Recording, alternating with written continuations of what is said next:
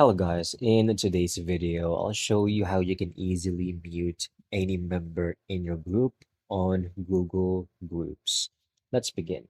First, open up your Google Groups, and from here, I would like you to select that specific group you would like to open or work on.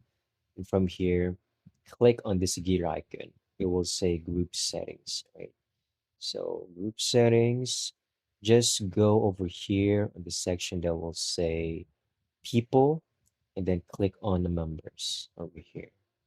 So you can see there's only two members. This is going to be the member that I'm going to mute.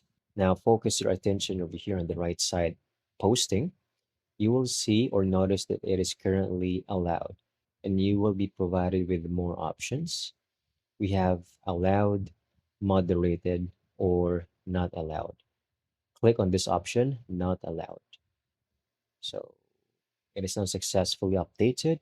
Another way for you is to go over here on banned users. So over here, click on it. Just simply type in the email address or Gmail address of that specific person, remember, then click on ban users or ban user. Then that's pretty much it. Using moderation and member management features in Google Groups can actually help create a much more productive and organized space for discussions. Thank you so much for watching. I hope you found this video very helpful.